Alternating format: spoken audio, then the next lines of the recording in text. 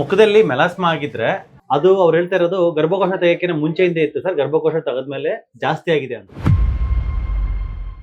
ಏನು hormone imbalance ಆಗಿರುತ್ತೋ ಅದನ್ನ correction ಆಗಿರಲ್ಲ, ಹಂಗಾಗಿನೇ ಅದು ಮೆಲಾಸ್ಮಾ ಜಾಸ್ತಿ ಆಗ್ತಾ ಹೋಗುತ್ತೆ. ಕೆಲವು ಬರ್ತಾರೆ ಕಾಫಿ ಟೀ ಕುಡಿತೀರ ಅಂದ್ರೆ ನಾನು ಕಾಫಿ ಟೀ ಕುಡಿಯಲ್ಲ ಅಂತಾರೆ, ಚಪಾತಿ ತಿಂತೀರಾ ಅಂದ್ರೆ ನಾನು ಚಪಾತಿ ತಿನ್ನಲ್ಲ ಅಂತಾರೆ. ಏನಾದ್ರು ಒಂದು ಮಿಸ್ಟೇಕ್ ಆಗ್ತಾ ಇರುತ್ತೆ. ಮತ್ತೆ ಫಸ್ಟ್ ಆಫ್ ಆಲ್ ಏನು ಮಾರ್ಕೆಟಲ್ಲಿ ಸಿಗ್ತಿರೋ ಶೇಂಗಾ ಎಣ್ಣೆನೇ ಅಲ್ಲ. ಸೊ ಎಲ್ಲ ವೆಜಿಟೇರಿಯನ್ಸ್ಗೂ ಮೊಳಕೆ ಬರೆಸ್ಕೊಂಡ್ಬಿಟ್ಟು ತಿಂತಾ ಇದ್ರೆ ಅಷ್ಟು ಪ್ರೋಟೀನ್ ಹೋಗುತ್ತೆ ಬಾಡಿಗೆ, ಅಷ್ಟು ತಾಕತ್ತಿರುತ್ತೆ. ಮುಖ್ಯವಾಗಿ ನಮ್ಮ ಹಾಸ್ಪಿಟ್ಲಿಗೆ ಬರ್ತಕ್ಕಂಥ 100 ಜನ ಪೇಷಂಟ್ಸ್ ಬೋನ್ ಪೇನ್ ಇಂದ ಬರ್ತಾರೆ.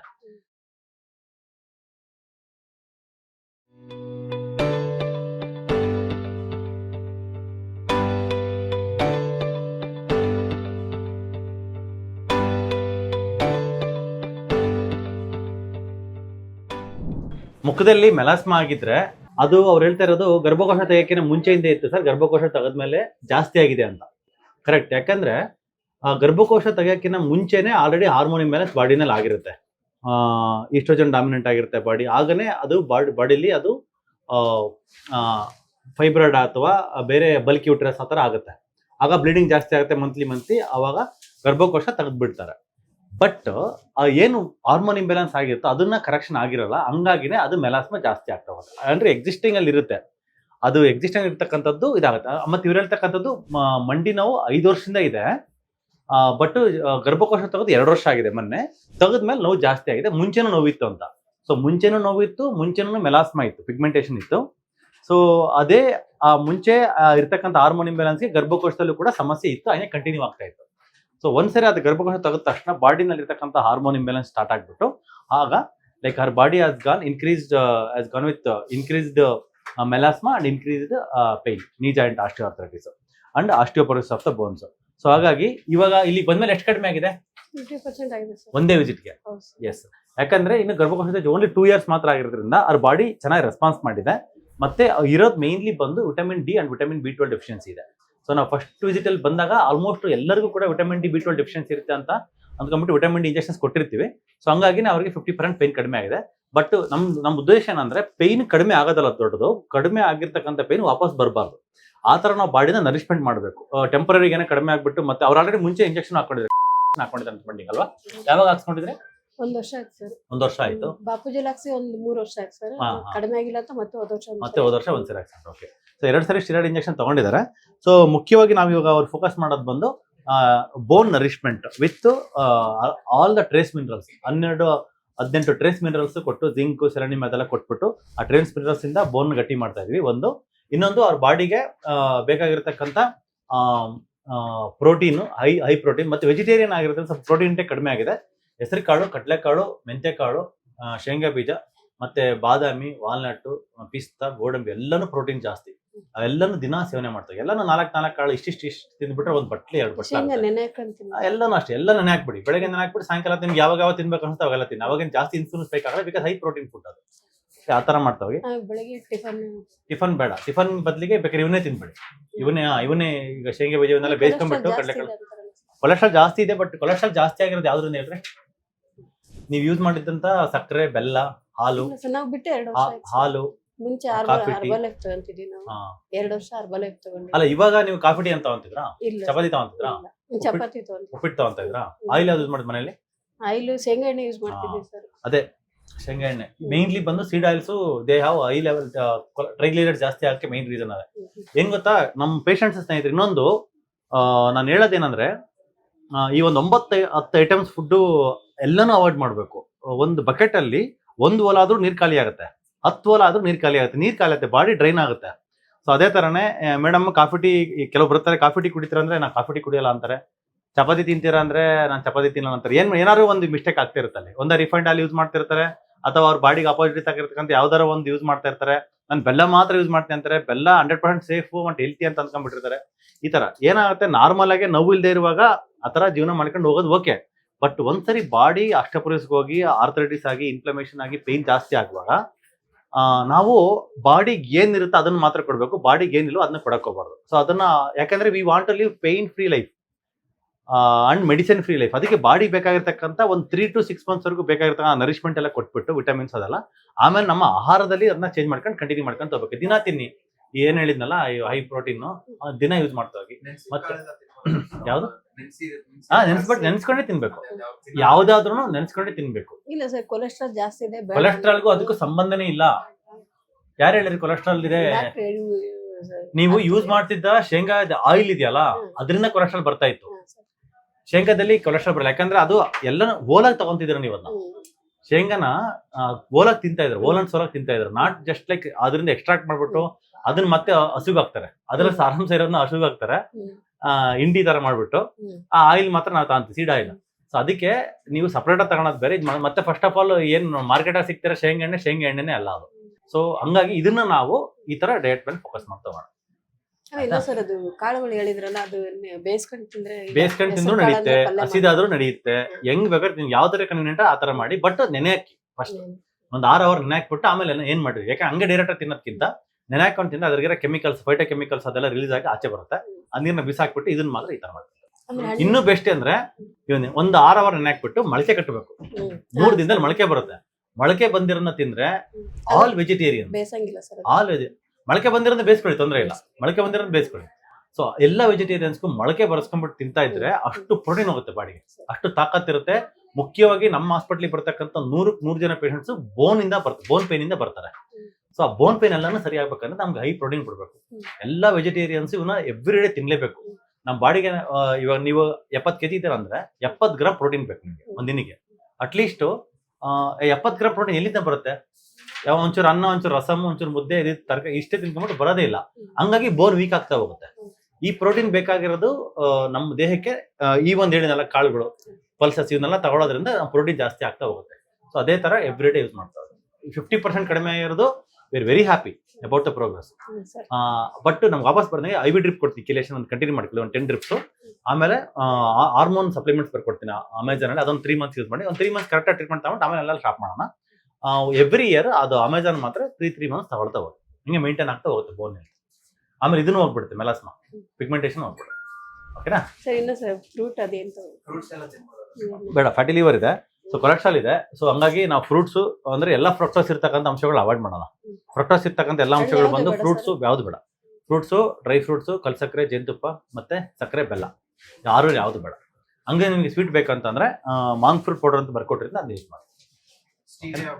Stevia is also good. Use stevia, monk fruit powder, anything is fine. ಓಕೆನಾ? ಸ್ವಲ್ಪ ನಿದ್ದೆ ಪ್ರಾಬ್ಲಮ್ ಏನಾಗ್ತದೆ ಕಮ್ಮಿ? ಯಾಕೆ ಹೇಳಿ? ರಾತ್ರಿ 2 ಗಂಟೆ ಯಾಕೆ ಹೇಳಿ? ಅಲ್ಲ, vitamin D is also yes, that is also one.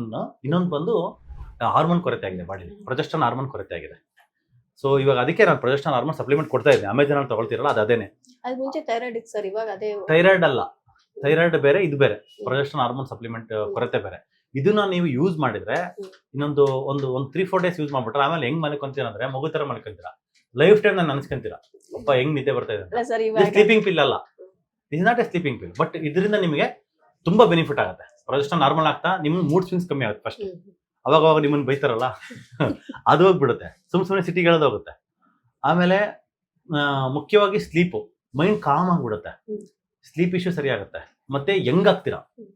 ಇವಾಗ ಒಂದು ಫೋಟೋ ತಗೊಂಡಿಟ್ಕೊಳ್ಳಿ, ಒಂದು ವಿಡಿಯೋ ಮಾಡಿದ್ರೆ 3 ತಿಂಗಳ ಮೇಲೆ ಒಂದು ಫೋಟೋ ತಗೊಂಡ್ರೆ 2 ಕಂಪೇರ್ ಮಾಡಿದ್ರೆ ನಿಮ್ ಬಾಡಿ ಸ್ಕಿನ್, ಏರ್ ಎಲ್ಲಾನು ಕೂಡ ಹೆಂಗಾಗಿರುತ್ತೆ. ಬೋನ್ ಚೆನ್ನಾಗಿ ಹಾರ್ಡ್ ಆಗಿರುತ್ತೆ, ಬೋನ್ ಗಟ್ಟಿ ಆಗಿರುತ್ತೆ. ಮತ್ತೆ ಬೇರೆ ಎಲ್ಲ ಹಾರ್ಮೋನ್ ಸಪ್ಲಿಮೆಂಟೇಷನ್, ಬೇರೆ ಎಲ್ಲ ಹಾರ್ಮೋನ್ಸ್ಗಳು ಇಂಬ್ಯಾಲೆನ್ಸ್ಗಳು ಇದರಿಂದ ಇಂಡೈರೆಕ್ಟ್ಲಿ ಕನೆಕ್ಟೆಡ್ ಇರ್ತವೆ, ಅದನ್ನು ಸರಿ ಆಗ್ತಾ ಹೋಗುತ್ತೆ. ಸ್ವಲ್ಪ ಕೆಲಸ ಮಾಡಿದ್ರೆ ಎಸ್ ಅದೆಲ್ಲಾನು ಸರಿ ಆಗುತ್ತೆ. ಬಿಕಾಸ್ ಅದು ಬಂದು ಪ್ರೊಜೆಸ್ಟರಾನ್ ಕೊರತೆ ಇದೆ, ವಿಟಮಿನ್ ಡಿ ಕೊರತೆ ಇದೆ, B12 ಕೊರತೆ ಇದೆ. ಆಬ್ವಿಯಸ್ಲಿ ಹೋದ್ ಸರಿ ಬಂದ್ಮೇಲೆ ಸ್ವಲ್ಪ ಬೆಟರ್ ಅನ್ಸುತ್ತಲ್ಲ, ಸುಸ್ತು ಹೋದ್ ಸರಿಗಿಂತ. ಇವತ್ತು ಇನ್ನೊಂದು ಸ್ವಲ್ಪ ಕೊಟ್ರೆ ಅದು ಸರಿ ಆಗುತ್ತೆ. ಪೂರ್ತಿಲ್ಲ ಅಂದ್ರೆ ಅದೇ ಒಂದ್ ಸ್ವಲ್ಪ ಒಂದು 20-30% ಒಂದ್ ಸರಿ ಅಷ್ಟು ಕಡಿಮೆ ಆದ್ರೂ ನಮಗೆ we don't expect more than that. So ಅಷ್ಟು ಕಮ್ಮಿ ಆಯ್ತು ಅಂದ್ರೆ ಸಾಕು, ಇನ್ನು ಅಪ್ಕಮಿಂಗ್ ಡೇಸ್ ಅಲ್ಲಿ ಸರಿ ಆಗುತ್ತೆ. ಇದರಲ್ಲಿ ಈ ಗ್ಯಾಪ್ ಇನ್ನ 2 months ಒಳಗೆ ನನಗೆ ಇದು ವೀಕ್ಲಿ ಒಂದ್ಸ ಡ್ರಿಪ್ ಹಾಕೊಟ್ರೆ ಕಿಲೇಷನ್ ಥೆರಪಿ 10 ಡ್ರಿಪ್ ಇನ್ನೊಂದು 2-2.5 ತಿಂಗಳು ಮುಗಿದೋಗ್ತದೆ. ಆ ಟ್ರೀಟ್ಮೆಂಟ್ ಮುಗಿದು ಅಷ್ಟೊತ್ತಿಗೆ ಒಂದು 90% ಮೇಲೆ ಕಡಿಮೆ ಇರುತ್ತೆ. ಆ ಕಡೆ ಒಂದು 2-3 months ಮಾತ್ರೆಗಳು ತಗೊಂಡ್ಬಿಟ್ಟು ಸ್ಟಾಪ್ ಮಾಡೋಣ. This is the plan of treatment. Monday injection ಸ್ವಲ್ಪ ಚೇಂಜ್ ಮಾಡಿದ್ವಿ ಪ್ರೋಟೋಕಾಲ್. ಇಂಜೆಕ್ಷನ್ ಹಾಕ್ಬಿಟ್ಟು ಆಮೇಲೆ ಇಂಜೆಕ್ಷನ್ ಮಾಡಿ ಸ್ವಲ್ಪ ಓಡಾಡೋದು ಮಾಡೋದು ಮಾಡಿ. ಇವಾಗ ಸದ್ಯಕ್ಕೆ ಏನ್ ಬೇಡ, ಜಾಸ್ತಿ ಮಾಡಕ್ ಹೋಗ್ಬೇಡಿ. ಓಡಾಡೋದು, ಕೆಲಸ ಮಾಡೋದು, ಯಾಕಂದ್ರೆ ಬೋನ್ ವೀಕ್ ಇದೆ, ಸ್ವಲ್ಪ ಗಟ್ಟಿ ಆಗೋರ್ಗು ಅದನ್ನ ಸ್ವಲ್ಪ ಬಿಡೋಣ. ಇವಾಗ ಅದನ್ನ ಜಾಸ್ತಿ ವರ್ಕ್ ಮಾಡ್ಬಿಟ್ರೆ ಪೇನ್ ಜಾಸ್ತಿ ಆಗ್ಬಿಡುತ್ತೆ, ಬೋನ್ ಪೇನೇ ಜಾಸ್ತಿ ಆಗ್ಬಿಡುತ್ತೆ. ಸದ್ಯಕ್ಕೆ ಏನ್ ಮಾಡಕ್ ಹೋಗ್ಬೇಡಿ. ಒಂದ್ ತಿಂಗಳವರೆಗೂ ಜಾಸ್ತಿ ಬೇಡ ಕೆಲಸ ಮಾಡೋದು. ಮನೆ ಕೆಲಸ ನಾವೀಗ ಮತ್ತೆ ದಾವಣಗೆರೆ ಮನೆ ಕೆಲ್ಸ ಮಾಡಿ. ಹ್ಮ್. ಮನೆ ಕೆಲಸ ಮಾಡಿ, ಅದೇ ವಾಕಿಂಗ್ ಅಂತಾನೆ ಹೋಗೋದು, ಹ್ಮ್. ಸುಮ್ನೆ ಮೆಟ್ಲುಗಳು ಹತ್ಕೊಂಡು ಹೋಗೋದು, ಹ್ಮ್. ಲಾಂಗ್ ನಡ್ಕೊಂಡು ಹೋಗೋದು, ಈ ತರ ಮಾಡಕ್ ಹೋಗ್ಬೇಡಿ. ಯಾಕಂದ್ರೆ ಬೋನ್ ಗಟ್ಟಿ ಅಂದ್ರೆ ಎಲ್ಲ ಮಾಡುವಂತ. ನಾನು ಇನ್ನು ಪರ್ಮನೆಂಟ್ ಆಗಿ ಬಿಡಿ ಅಂತ ಹೇಳ್ತಿಲ್ಲ. ಹ್ಮ್. ಪರ್ಮನೆಂಟ್ ಆಗಿ ಮಗು ಎತ್ಕೊಂಡ್ ಬೇಡಿ, ಪರ್ಮನೆಂಟ್ ಆಗಿ ನೀವು ಬಗ್ಲೇಬೇಡಿ, ಈ ತರದೇನು ಈ ಒಂದು ಮೊಮೆಂಟ್ ಹಂಗಿದೆ. ಹ್ಮ್. ಅದನ್ನ ಕರೆಕ್ಷನ್ ಮಾಡ್ಬಿಟ್ಟು ನನ್ನ ತಿಂಗಳಲ್ಲಿ ಆಮೇಲೆ ಸರಿ. ಓಕೆನಾ? Thank you. ಸ್ನೇಹಿತರೆ ನಮಸ್ಕಾರ, ನಾನು ನಿಮ್ಮ ಡಾಕ್ಟರ್ ರಾಕೇಶ್ ಜಯಪ್ರಕಾಶ್. ನಮ್ಮ ಹಾಸ್ಪಿಟ್ಲಲ್ಲಿ ಡಾಕ್ಟರ್ ಹಿಲ್ ಪೇನ್ ಕ್ಯೂರ್ ಹಾಸ್ಪಿಟ್ಲಲ್ಲಿ ಸ್ಟಾರ್ಟಿಂಗ್ ಇಂದ ಇಲ್ಲಿವರೆಗೂ ಕೂಡ ಲೈಕ್ ನಾವು ಮಂಡಿ ನೋವು, ಸೊಂಟ ನೋವು, ಮತ್ತೆ disc bulge, cervical spondylosis, lumbar spondylosis and rheumatoid arthritis, ಈ ಥರ ಎಷ್ಟೋ ಆಟೋಇಮ್ಯೂನ್ ಕಂಡೀಷನ್, ಪೇನ್ಫುಲ್ ಕಂಡೀಷನ್ಸ್ಗೆ ನಾವು ಟ್ರೀಟ್ಮೆಂಟ್ ಕೊಡ್ತಾ ಬಂದಿದ್ದೀವಿ. ಕೊಟ್ಟಿರ್ತಕ್ಕಂಥ ಟ್ರೀಟ್ಮೆಂಟು ಜನಗಳಿಗೆ ತುಂಬ ಚೆನ್ನಾಗಿ ವರ್ಕ್ ಆಗ್ತಾ ಇದೆ ಆ್ಯಂಡ್ ಎಲ್ಲರಿಗೂ ಕೂಡ ಚೆನ್ನಾಗಿ ಕ್ಯೂರ್ ಆಗ್ತಾ ಇದೆ. ಎಲ್ಲರೂ ಸಂತೋಷದಿಂದ ಒಬ್ಬರಿಂದ ಒಬ್ರಿಗೆ ಹಿಂಗೆ ರೆಫರ್ ಮಾಡ್ತಾ ಇವತ್ತು ನಮ್ಮ ಪೇಷಂಟ್ಸ್ನ ಸಂಖ್ಯೆ ಒಂದು ದಿನಕ್ಕೆ 140ರಿಂದ 150 ಪೇಷಂಟ್ಸ್ ಆಗಿದೆ. ಬಟ್ ಡಾಕ್ಟರ್ ರಾಕೇಶ್ ಅಂದರೆ ನಮಗೆ ಎಫಿಷಿಯೆಂಟಾಗಿ ಪೇಷಂಟ್ನ ನೋಡ್ಬೇಕಂದ್ರೆ ಒಂದು ದಿನಕ್ಕೆ ಒಂದು 30ರಿಂದ 40 ಕ್ವಾಲಿಟಿ ಕೇರ್ ಮಾಡ್ಬೇಕಂದ್ರೆ 30ರಿಂದ 40 ಅಷ್ಟೇ ನೋಡೋಕ್ಕೆ ಸಾಧ್ಯ ಆಗುತ್ತೆ. ಬಟ್ ಹಿಂಗೆ ನಾವು 30-40 ಅಷ್ಟೇ ನಾವು ಅಪಾಯಿಂಟ್ಮೆಂಟ್ ಕೊಟ್ಕೊಂಡು ಹೋಗ್ಬಿಟ್ರೆ ಅದು ನೆಕ್ಸ್ಟು 3 ಮಂತ್ಸ್ವರೆಗೂ ಪೆಂಡಿಂಗ್ ಆಗಿಬಿಡುತ್ತೆ. ನಾವು ಮಿನಿಮಮ್ ಅಂದರೆ 3 to 4 ವೀಕ್ಸಲ್ಲಿ ಮತ್ತೆ ರಿವಿಸಿಟ್ ಮಾಡಲೇಬೇಕಾಗುತ್ತೆ. ನಾನು ಡಾಕ್ಟರ್ ರಾಕೇಶ್ ನಮ್ಮ ಟೀಮ್ ಡಾಕ್ಟರ್ಸ್ನ ಮೀಟ್ ಮಾಡೋದಕ್ಕೆ. ಅದಕ್ಕೋಸ್ಕರ ಏನು ಮಾಡಿದ್ವಿ, ಲಾಸ್ಟು ಕಪಲ್ ಆಫ್ ವರ್ಷಗಳಿಂದ ನಮ್ಮ ಹಾಸ್ಪಿಟಲಲ್ಲಿ ಡಾಕ್ಟರ್ಸ್ನೆಲ್ಲ ಟ್ರೈನ್ ಮಾಡ್ಕೊತ ಬಂದಿದ್ವಿ. ಟ್ರೈನ್ ಮಾಡಿಕೊಂಡು ಅವರು ಡಾಕ್ಟರ್ ರಾಕೇಶ್ ಪ್ರೋಟೋಕಾಲ್ ಏನಿದೆಯೋ ಫಾರ್ ದೀಸ್ ಕಂಡೀಷನ್ಸ್ ಅದು ರಿವರ್ಸ್ ಮಾಡ್ಕೊಳೋದಕ್ಕೆ ಏನೆಲ್ಲ ಸಪೋರ್ಟ್ ಆಗಬೇಕು. ಡಾಕ್ಟರ್ ರಾಕೇಶ್ ಪ್ರೋಟೋಕಾಲ್ ಬಂದು ಡಾಕ್ಟರ್ ರಾಕೇಶ್ ಪ್ರೋಟೋಕಾಲ್ ಅಲ್ಲ, ನಮ್ಮ ಗುರುಗಳು, ಮೆಂಟರ್ಸ್, ಪ್ರೊಫೆಸರ್ ಆಗಿರ್ತಕ್ಕಂಥ ಡಾಕ್ಟರ್ ಮಿತ್ರ ಬಸು ಚಿಲ್ಲರು, doctor Arvind Diwakar, doctor Arup Mukherjee sir, doctor Naresh sir, ಇವ್ರದ್ದೆಲ್ಲರನ್ನೂ ಕೂಡ ವೀಡಿಯೋದಲ್ಲಿ ಹಾಕಿರ್ತೀನಿ. ನಾನು ಕಾನ್ಫರೆನ್ಸ್ಗೆ ಹೋದಾಗೆಲ್ಲ ಹಾಕಿರ್ತೀನಿ. ಸೊ ಅವ್ರು ಹೇಳಿರ್ತಕ್ಕಂಥ ಪ್ರೋಟೋಕಾಲ್ಸ್ನ ನಾವು ಇನ್ನೂ ಸ್ವಲ್ಪ ರಿಫೈನ್ ಮಾಡಿಬಿಟ್ಟು ನಮ್ಮ ಪೇಷಂಟ್ಸ್ಗಳಿಗೆ ಸೆಟ್ ಆಗೋ ಥರ ಸ್ವಲ್ಪ ಎಕನಾಮಿಕಲ್ಲಾಗಿ ಅಫೋರ್ಡೆಬಲ್ ಕಾಸ್ಟಲ್ಲಿ ಕೊಡೋದಕ್ಕೆ ನಾವು ಮಾಡ್ತಾ ಇರೋದ್ರಿಂದ ಪೇಷಂಟ್ಸಿಂದ ತುಂಬ ಚೆನ್ನಾಗಿ ರೆಸ್ಪಾನ್ಸ್ ಬರ್ತಾಯಿದೆ. ಸೊ ಡಾಕ್ಟರ್ ರಾಕೇಶ್ ಪ್ರೋಟೋಕಾಲ್ ಅಂತ ಹಾಕಿದ್ವಿ. ಈ ನಮ್ಮ ಪ್ರೋಟೋಕಾಲ್ನ ನಮ್ಮ ಡಾಕ್ಟರ್ಸ್ಗೂ ಅದನ್ನೇ ಟ್ರೈನ್ ಮಾಡಿದ್ವಿ.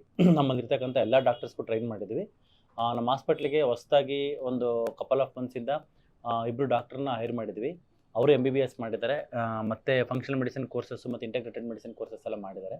ಪೇಯ್ನ್ ಮ್ಯಾನೇಜ್ಮೆಂಟಲ್ಲಿ ಅವ್ರಿಗೂ ಕೂಡ ತುಂಬ ಚೆನ್ನಾಗಿ ಎಕ್ಸ್ಪೀರಿಯನ್ಸ್ ಇದೆ, ನಾಲೆಡ್ಜ್ ಇದೆ. ಸೊ ಡಾಕ್ಟರ್ ರಾಕೇಶ್ನ ಅನುಪಸ್ಥಿತಿನಲ್ಲಿ ಅಂದರೆ ಆಬ್ಸೆನ್ಸ್ನಲ್ಲಿ ನಾನು ಬೇರೆ ಟ್ರೈನಿಂಗ್ ಹೋಗಿರುವಾಗ, ಕಾನ್ಫರೆನ್ಸ್ಗೆ ಹೋಗಿರುವಾಗ, ಮತ್ತು ಅಥವಾ ಆ ಟೈಮಲ್ಲಾಗಲಿ, ಅಥವಾ ಡಾಕ್ಟರ್ ರಾಕೇಶ್ ಓನ್ಲಿ 30ರಿಂದ 40 ಅಪಾಯಿಂಟ್ಮೆಂಟ್ಸ್ ಅದೇ ಕಾರಣದಿಂದನಾಗಲಿ ಅಪಾಯಿಂಟ್ಮೆಂಟ್ಸ್ ತುಂಬ ಪೋಸ್ಟ್ಪೋನ್ ಆಗಿ ನಿಮಗೆ 1.5 ತಿಂಗಳು 2 ತಿಂಗಳೆಲ್ಲ ಆಗ್ತಾ ಹೋಗುತ್ತೆ. ಆವಾಗ ನಿಮ್ಮ ಕಾಯಿಲೆ ಜಾಸ್ತಿ ಆಗುತ್ತೆ. ಸೊ ಅದು ಜಾಸ್ತಿ ಆಗಬಾರ್ದು, ಯಾಕಂದರೆ ಪ್ರಾಪರಾಗಿ ಫಾಲೋ ಅಪ್ ಬೇಕಾಗುತ್ತೆ ವೈದ್ಯರದು. ಹಾಗಾಗಿ ನಮ್ಮ ಟೀಮ್ ಡಾಕ್ಟರ್ಸ್ನ ಟ್ರೈನ್ ಮಾಡಿಬಿಟ್ಟು ಅವರು ಏನು ನಾವು ಪ್ರೋಟೋಕಾಲ್ ಕೊಡ್ತಿದ್ದೋ ಆ ಪ್ರೋಟೋಕಾಲ್ನ ಸಿಸ್ಟಮಲ್ಲಿ ಸೇವ್ ಮಾಡಿಬಿಟ್ಟು ಕಸ್ಟಮೈಸ್ಡಾಗಿ, patient to patient condition different ಇರುತ್ತೆ, ಕಸ್ಟಮೈಸ್ ಆಗಿ ಮಾಡಿ ಕೊಡೋದಕ್ಕೆ ಅವರು ತಯಾರಿರ್ತಾರೆ. ಸೊ ಡಾಕ್ಟರ್ ರಾಕೇಶ್ ಇಲ್ಲ ಅಂತಂದರೆ ದಯವಿಟ್ಟು ಯಾರೂ ಬೇಜಾರಾಗಬೇಡಿ, ಅಥವಾ ಡಾಕ್ಟರ್ ರಾಕೇಶ್ಗೆ ಅಪಾಯಿಂಟ್ಮೆಂಟ್ ಸಿಕ್ಕಿಲ್ಲ ಅಂದರೆ ದಯವಿಟ್ಟು ಬೇಜಾರಾಗಬೇಡಿ. ಸೊ ನಮ್ಮ ಟೀಮ್ ಡಾಕ್ಟರ್ಸ್ ಜೊತೆಗೆ ತೋರಿಸ್ಕೊಂಡು ಕನ್ಸಲ್ಟೇಷನ್ನು ಮಾಡಿಸ್ಕೊಂಡು ಪ್ರಿಸ್ಕ್ರಿಪ್ಷನ್ ಬರೆಸ್ಕೊಂಡು ಅವ್ರ ಹತ್ರ ನೀವು ನಂಬಿಕೆಯಿಂದ ಟ್ರೀಟ್ಮೆಂಟ್ ತೊಗೊಳ್ಳಿ. ಯಾಕಂದರೆ ಅವ್ರು ಫಾಲೋ ಮಾಡ್ತಿರೋದು ನಾವೇನು ನಾಲೆಡ್ಜು, ನಾವೇನು ಗೈಡ್ಲೈನ್ಸ್ ಕೊಟ್ಟಿರ್ತಾರೆ ಅದೇ ಗೈಡ್ಲೈನ್ಸ್ನ ಫಾಲೋ ಮಾಡ್ತಿರ್ತಾರೆ. ಎಷ್ಟೋ ಪೇಷಂಟ್ಸ್ ಹೇಳ್ತಾರೆ, ಸರ್ ನಿಮಗೆ ಅಪಾಯಿಂಟ್ಮೆಂಟಿಗೆ ಫೋನ್ ಮಾಡಿದ್ವಿ, 1.5 ತಿಂಗಳಾಯ್ತು, 2 ತಿಂಗಳಾಯ್ತು, ಅದಕ್ಕೆ ನಾವೇನು ಮಾಡಿದ್ವಿ, 1 ತಿಂಗಳು ತೋರಿಸ್ಕೊಂಡೋದ್ವಿ, 1 ತಿಂಗಳಾದಮೇಲೆ ಮಾತ್ರೆಗಳು ನಿಲ್ಲಿಸ್ಬಿಟ್ವಿ, ಮಾತ್ರೆ ನಿಲ್ಲಿಸಿದ ಮೇಲೆ ಪೇಯ್ನ್ ಜಾಸ್ತಿ ಆಯಿತು ಅಂತ ಹೇಳ್ತಾರೆ. ಸೊ ನಮ್ಮ ಹಾಸ್ಪಿಟ್ಲಲ್ಲಿ ಏನಂದರೆ ಇದು ರೀಜನರೇಟಿವ್ ಮೆಡಿಸಿನ್ ಆಗಿರೋದ್ರಿಂದ ಮಸಲ್ಸು ಮತ್ತು ಜಾಯಿಂಟ್ಸು ಮತ್ತು ನರ್ವ್ಸು ರೀಬಿಲ್ಡ್ ಆಗೋದಕ್ಕೆ, ರೀಜನರೇಟ್ ಆಗೋದಕ್ಕೆ ಬೇಕಾಗಿರ್ತಕ್ಕಂಥ ಸಪ್ಲಿಮೆಂಟೇಷನ್ ಒಂದು ಕಂಟಿನ್ಯೂಸ್ ಟೈಮ್ ಪೀರಿಯಡಲ್ಲಿ ಕೊಡಬೇಕಾಗತ್ತೆ. ಆ ಟೈಮಲ್ಲಿ ಸಡನ್ನಾಗಿ ಮೆಡಿಸಿನ್ ಸ್ಟಾಪ್ ಮಾಡಿದರೆ, ಬಿಕಾಸ್ ಆಫ್ ಅಪಾಯಿಂಟ್ಮೆಂಟ್ ಸಿಕ್ಕಿಲ್ಲ ಅಂತನಾ ಅಥವಾ ಡಾಕ್ಟರ್ ರಾಕೇಶ್ ಇಲ್ಲ ಅಂತ ಅದನ್ನು ನಾವು ಸ್ಟಾಪ್ ಮಾಡಿದರೆ ಅವಾಗೇನಾಗುತ್ತೆ, ಆ ಒಂದು ರೀಬಿಲ್ಡಿಂಗ್ ಪ್ರೊಸೆಸ್ಸು ಹಾಲ್ಟ್ ಆಗಿಬಿಡುತ್ತೆ, ಅಲ್ಲೇ ಸ್ಟಾಪ್ ಆಗಿಬಿಡುತ್ತೆ.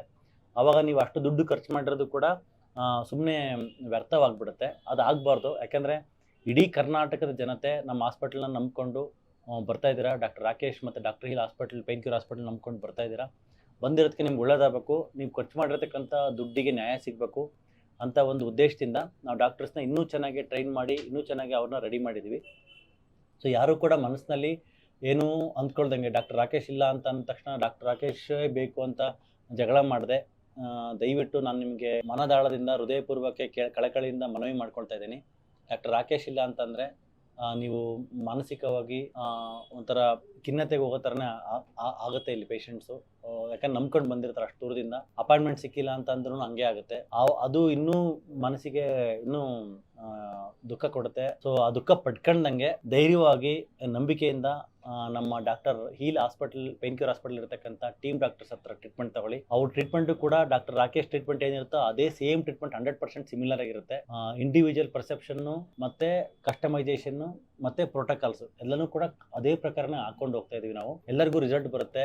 ಡಾಕ್ಟರ್ ರಾಕೇಶ್ ಟ್ರೀಟ್ಮೆಂಟ್ ಕೊಟ್ಟಾಗ ಹೆಂಗ್ ರಿಸಲ್ಟ್ ಬರುತ್ತೋ ಅದೇ ತರನೇ ನಮ್ಮ ಟೀಮ್ ಡಾಕ್ಟರ್ಸ್ ಕೊಟ್ಟಾಗ ರಿಸಲ್ಟ್ ಬರುತ್ತೆ. ದಯವಿಟ್ಟು ಮನಸ್ಸಿಗೆ ಯಾವುದೇ ರೀತಿಯಾಗಿರ್ತಕ್ಕಂಥ ಭೇದ ಭಾವ ತೋರದೆ ನಮ್ಮ ವೈದ್ಯರ ಹತ್ರ ಟ್ರೀಟ್ಮೆಂಟ್ ತಗೊಳ್ಳಿ ಅಂತ ಹೇಳ್ತಾ, ಡಾಕ್ಟರ್ ರಾಕೇಶ್ ಪ್ರೋಟೋಕಾಲ್ ನ ಫಾಲೋ ಮಾಡ್ತಕ್ಕಂಥ ನಮ್ಮೆಲ್ಲ ಟೀಮ್ ಡಾಕ್ಟರ್ಸ್ಗೂ ನಾಲೆಡ್ಜು ಇರ್ತಕ್ಕಂಥ ಟೀಮ್ ಡಾಕ್ಟರ್ಸ್ ಎಲ್ಲರನ್ನೂ ಕನ್ಸಲ್ಟ್ ಮಾಡ್ಬೋದು. ಟ್ರೀಟ್ಮೆಂಟ್ ಅಲ್ಲಿ ಪ್ರೋಟೋಕಾಲ್ 100% ಕೊಟ್ಟಿರ್ತಕ್ಕಂಥ ಡಾಕ್ಟರ್ಸ್ಗಳನ್ನ ಮಾತ್ರ OPD ನಲ್ಲಿ ಕೂರಿಸಿರ್ತೀವಿ. OPD ನಲ್ಲಿ ಮಿನಿಮಮ್ ಟು ಮಿನಿಮಮ್ ನಮ್ಮ ಹಾಸ್ಪಿಟಲ್ ಟೋಟಲಿ 18 to 20 ಡಾಕ್ಟರ್ಸ್ ಇದ್ದಾರೆ. ಎಲ್ಲರಿಗೂ ಟ್ರೈನ್ ಅಪ್ ಮಾಡಿದ್ವಿ.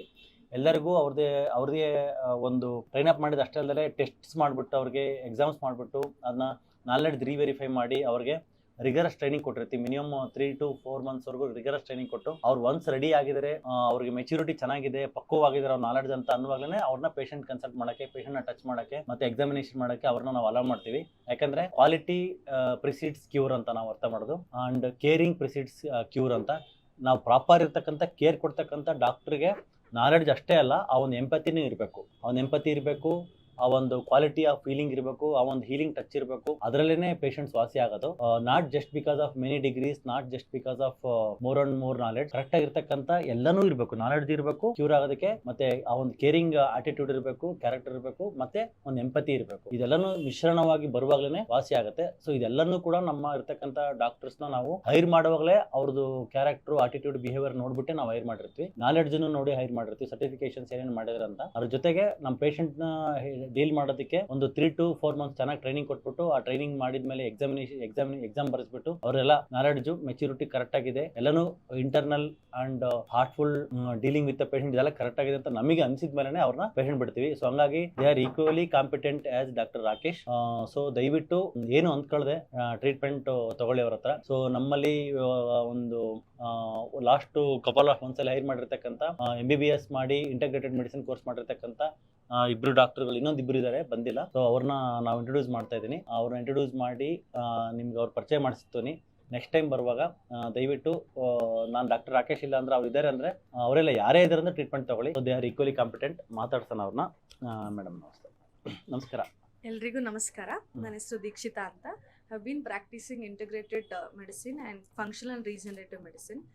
ಇಲ್ಲಿ ಡಾಕ್ಟರ್ ಹೀಲಲ್ಲಿ ಕ್ರಾನಿಕ್ ಡಿಸೀಸಸ್ ಅಂದರೆ ಥೈರಾಯ್ಡ್, BP, ಶುಗರ್ ಆ್ಯಂಡ್ ಜೊತೆಗೆ ಪೇನ್ ಮೆಡಿಸಿನ್ಸ್ ಇದನ್ನೆಲ್ಲ ಪ್ರಾಕ್ಟೀಸ್ ಮಾಡ್ತಿದ್ದೀವಿ. We are doing it in a holistic approach. ಅಂದರೆ ಡಯಟ್, ಸಪ್ಲಿಮೆಂಟ್ಸ್, ಯಾವ ರೀತಿ ಊಟ ಮಾಡಬೇಕು, ಜೊತೆಗೆ ಯಾವ ಸಪ್ಲಿಮೆಂಟ್ಸ್ ಬೇಕು ಬಾಡಿಗೆ, ಆ್ಯಂಡ್ ಅದ್ರ ಜೊತೆಗೆ ಕೆಲವೊಂದು ಓಝೋನ್ ಥೆರಪಿ, ಕೀಲೇಷನ್ ಥೆರಪಿ, ಈ ಎಲ್ಲ ಹೋಲಿಸ್ಟಿಕ್ ವೇಯಲ್ಲಿ ಒಂದು ಕ್ರಾನಿಕ್ ಡಿಸೀಸಸ್ ನಿಮ್ದೇನಿದೆ ಅದನ್ನು ರಿವರ್ಸ್ ಮಾಡೋದಕ್ಕೆ we are striving hard under doctor Rakesh guidance. ಎಲ್ಲರೂ ಬನ್ನಿ, ಟ್ರೀಟ್ಮೆಂಟ್ ತಗೊಳ್ಳಿ, ಇದರಿಂದ ಒಳ್ಳೆ ಸದುಪಯೋಗ ಪಡಿಸ್ಕೊಳ್ಳಿ. I promise you that you are in safe hands. Thank you. Safe and caring hands. Safe, caring hands. Caring, with healing hands. empathy. With empathy and ಮತ್ತೆ knowledge wise ಕೂಡ like because we have assessed your knowledge is excellent and your already dealing with patients. So ಒಂದು ಪೇಷಂಟ್ಸ್ಗೆ ಒಂದು ಮುಖ ಪರಿಚಯ ಆಗಲಿ ಅಂತ ಈ ವಿಡಿಯೋನ ಮಾಡ್ತಾ ಇದ್ದೀವಿ. ಅವ್ರದ್ದು ಎಲ್ಲರೂ ನೋಡಿರ್ತೀರಾ ವಿಡಿಯೋದಲ್ಲಿ, ಮತ್ತೆ ಶಾರ್ಟ್ಸಲ್ಲೆಲ್ಲ ಹಾಕಿರ್ತೀವಿ, ಪೋಸ್ಟರ್ಸಲ್ಲಿ ಹಾಕಿರ್ತೀವಿ. ಸೊ ಡಾಕ್ಟರ್ ದೀಕ್ಷಿತಾ ಅಂತ she starting practising this since 4 years, 2022 ಇಂದನೇ ಪ್ರಾಕ್ಟೀಸ್ ಮಾಡ್ತಾ ಇದ್ದಾರೆ. She has excellent knowledge in this and she is capable of dealing any chronic conditions, especially through functional medicine. ಅದನ್ನು ರಿವರ್ಸ್ ಮಾಡಿಬಿಟ್ಟು ನಾರ್ಮಲ್ ಮಾಡೋದಕ್ಕೆ ಏನೇನೆಲ್ಲ ಮಾಡೋಕ್ಕಾಗತ್ತೆ ಅದನ್ನು ಅವರು ನಾಲೆಡ್ಜಬಲ್ ಆಗಿದ್ದಾರೆ ಅಂತ ಹೇಳ್ತಾ, next will go to doctor Yusuf. ಎಲ್ಲರಿಗೂ ನಮಸ್ಕಾರ. ನಾನು ಡಾಕ್ಟರ್ ಯೂಸುಫ್ ಅಂತೇಳಿ.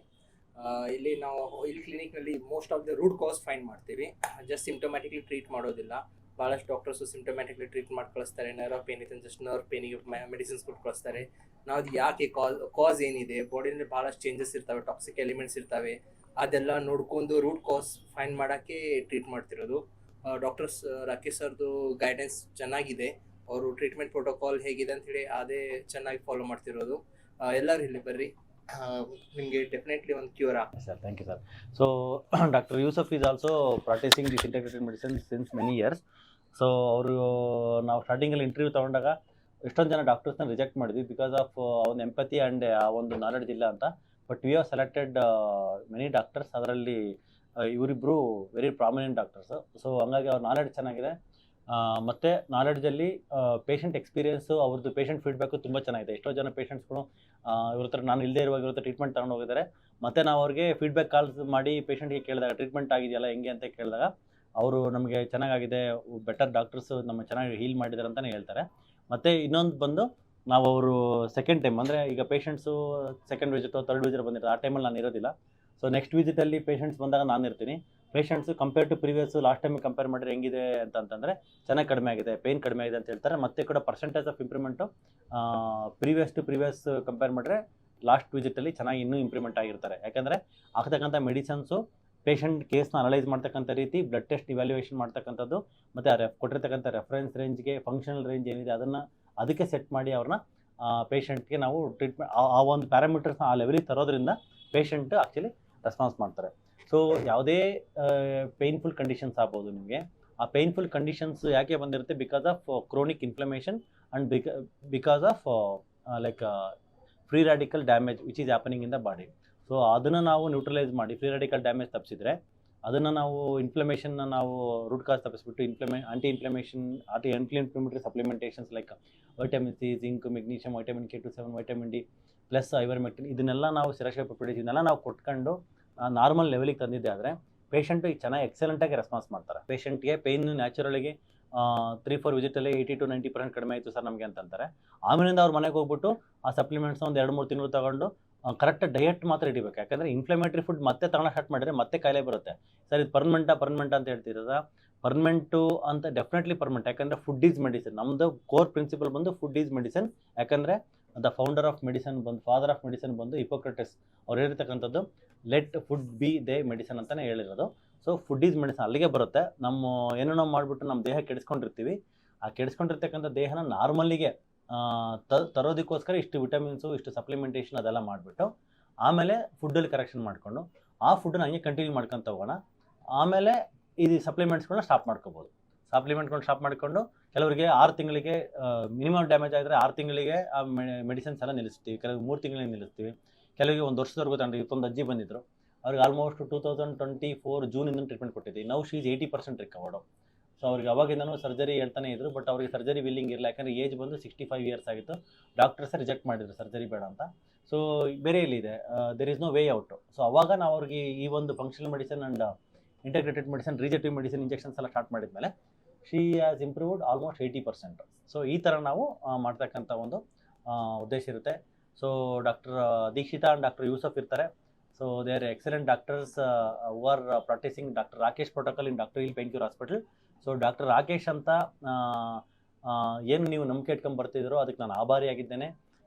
ನಾನು ಕೂಡ ಪೇಷಂಟ್ ನೋಡ್ತೀನಿ. ಡೈಲಿ 30-40 ಪೇಷಂಟ್ ಅಷ್ಟೇ ನೋಡೋಕ್ಕಾಗುತ್ತೆ. ಅದಕ್ಕೆ ಮೇಲ್ಗಡೆ ಅಪಾಯಿಂಟ್ಮೆಂಟ್ಗಳು ಸುಮ್ಮನೆ ಮುಂದಕ್ಕೆ ಪೈಲಪ್ ಆಗಿ 3 ತಿಂಗಳವರೆಗೂ ಹೋಗಿ ಕಾಯಿಲೆ 1 ತಿಂಗಳಾದ್ಮೇಲೆ ಮಾತ್ರೆ ಖಾಲಿ ಆಗಿ ನೋವು ಜಾಸ್ತಿ ಮಾಡ್ಕೊಂಡು ಖರ್ಚು ಮಾಡಿರೋ ದುಡ್ಡಿಗೆ ಪಶ್ಚಾತ್ತಾಪ ಪಟ್ಟು ಒಂದು ಮನಸ್ಸಲ್ಲಿ ಒಂದು ದುಃಖ ಪಡೋದಕ್ಕಿಂತ ನೀವು ದಯವಿಟ್ಟು ನಮ್ಮ ಟೀಮ್ ಡಾಕ್ಟರ್ಸ್ ಹತ್ರ ತೋರಿಸಿ. ಅವರು ಕೂಡ ಈಕ್ವಲಿ ಪೊಟೆನ್ಷಿಯಲ್ ಇದ್ದಾರೆ. ಸೊ ದಟ್ ಇವಾಗ ಪೇಷಂಟ್ಸ್ ಫ್ಲೋ ಕೂಡ 140-150 ಪೇಷಂಟ್ಸ್ ಇರುತ್ತೆ. Like humanly it is impossible for doctor Rakesh to see and witness every case. So ಹಂಗಾಗಿ ಎಷ್ಟಾಗುತ್ತೋ ನಾನು ಪ್ರಯತ್ನಪಟ್ಟು ಶ್ರಮ ಹಾಕಿ ಶ್ರದ್ಧೆಯಿಂದ ನೋಡ್ತಾ ಇದ್ದೀನಿ. ನನ್ನ ಕೈಲಿ ಯಾವಾಗ ಅದನ್ನು ಲಿಮಿಟ್ ಕ್ರಾಸ್ ಮಾಡೋಕ್ಕೆ ನನ್ನ ಕೈಲಿ ಆಗ್ತಾ ಇಲ್ವೋ ಅದೇ ನನ್ನ ನಾಲೆಡ್ಜ್ನ ಇವರಿಗೆ ಟ್ರೈನ್ ಮಾಡಿಬಿಟ್ಟು ಅದೇ ಪ್ರೋಟೋಕಾಲ್ನ ಇವರಿಗೆ ಇನ್ನು ಕಲಿಸ್ಕೊಟ್ಬಿಟ್ಟು ಅವ್ರಿಗೆ ಇನ್ನು ನೆಕ್ಸ್ಟ್ ಲೆವೆಲ್ಗೆ ಪೇಷಂಟ್ನ ನೋಡೋದಕ್ಕೆ ಹೆಚ್ಚಾಗಿ ಜನಗಳ ಸೇವೆ ಮಾಡೋದಕ್ಕೆ ನಾವು ಸಿದ್ಧರಿದ್ದೇವೆ ಅಂತ ಹೇಳ್ತಾ ಈ ಮಾತು ಮುಗಿಸ್ತಾ ಇದ್ದೀನಿ. ಏನೇ ಡೌಟ್ಸು ಕಮೆಂಟ್ಸು ಇದ್ದರೆ ಕೆಳಗಡೆ ಯೂಟ್ಯೂಬಲ್ಲಿ ಕಮೆಂಟಲ್ಲಿ ಕಮೆಂಟ್ ಮಾಡಿ, ನಾನು ನಿಮಗೆ ಆನ್ಸರ್ ಮಾಡ್ತೀನಿ. ಮತ್ತು ಇದು ಯಾವುದು ಡಾಕ್ಟರ್ ರಾಕೇಶ್ ಹಾಸ್ಪಿಟ್ಲಾಗ ಇರೋದಿಲ್ಲ ಅಂತಲ್ಲ. ನಾನು ಹಾಸ್ಪಿಟ್ಲಾಗ ಇರ್ತೀನಿ, ಒಂದು 30-40 ಪೇಷಂಟ್ ನೋಡೋಕ್ಕಾಗುತ್ತೆ. ಆಮೇಲೆ ಪೈಲಪ್ ಆಗುತ್ತೆ ಒಂದು ರೀಸನ್. ಮತ್ತು ಕಾನ್ಫರೆನ್ಸ್ಗೆ ಅಥವಾ ಟ್ರೈನಿಂಗ್ಗೆ ಅಥವಾ ಏನಾದರೂ ಸರ್ಟಿಫಿಕೇಷನ್ಸ್ ಮಾಡೋಕ್ಕೆ ಹೋದಾಗ ಅವಾಗ ನಾನು ರಜಾ ಇರುವಾಗ ಇದು ಮಾಡ್ಕೊಳ್ಳಿ. ಅಥವಾ ನಂದು ಕೆಲವು ಸಮ್ಟೈಮ್ಸು ಏನಾದರೂ ಬಂದಿರ್ತೀನಿ ಬಿಕಾಸ್ ಆಫ್ ಯಾವುದೋ ನಮ್ಮ ಪ್ರೊಫೆಸರ್ಸು. ಮೊನ್ನೆ ಬಾಪ್ಟಿಸ್ಟ್ ಹಾಸ್ಪಿಟ್ಲಲ್ಲಿ ನಮ್ಮ ಪ್ರೊಫೆಸರ್ ಒಬ್ಬರು ಬಂದಿರು, ಡಾಕ್ಟರ್ ಜಿಗ್ನೇಶ್ ಪಟೇಲ್ ಅಂತ. ಅವರು ಒಂದು ಕೇಸ್ ಇದೆ, ಇಂಟರ್ಡಿಸ್ಕಲ್ ಓಝೋನ್ ಥೆರಪಿ ನಾನು ನಿನಗೆ ಹೇಳ್ಕೊಡ್ತಾ ಇದ್ದೀನಿ, ಅಲ್ಲಿ ಬರ್ತಾ ಇದ್ದೀನಿ ಫ್ರಮ್ ನಾಗ್ಪುರ್. ನಾನು ಹೇಳ್ಕೊಡ್ತೀನಿ ನಿನಗೆ ಬಾ ಅಂತ ಅಂದರು. ಸಡನ್ನಾಗಿ ಹೋಗಬೇಕಾಗ ಪರಿಸ್ಥಿತಿ ಬಂತು. ಯಾಕಂದರೆ ಇಲ್ಲಿ ಅಪಾಯಿಂಟ್ಮೆಂಟಲ್ಲೇ ಕೊಟ್ಟಿದ್ದೀವಿ, 11 o'clock 10 o'clock ಫೋನ್ ಮಾಡಿದ್ರು. ಅವಾಗ ಹೋಗಲೇಬೇಕಾದಂಥ ಪರಿಸ್ಥಿತಿ. ಯಾಕಂದರೆ ಅವ್ರು ಅಲ್ಲಿಂದ ಬಂದು ಒಂದು ಲವ್ ಆ್ಯಂಡ್ ಕೇರಿಂದ doctor Rakesh come here I will teach you ಅಂತ ಹೇಳುವಾಗ ನಾನು ಇಲ್ಲ ಸರ್ ನಾನು ಬರೋಕ್ಕಾಗಲ್ಲ, ಅಪಾಯಿಂಟ್ಮೆಂಟ್ ಕೊಟ್ಟಿದ್ದೀನಿ ಅಂತ ಅಂದ್ಬಿಟ್ರೆ ಏನಾಗುತ್ತೆ, ಅದು ವಿದ್ಯೆಗೆ ಒಂಥರ ಅಗೌರವ ತಂದಂಗೆ ಆಗ್ಬಿಡುತ್ತೆ.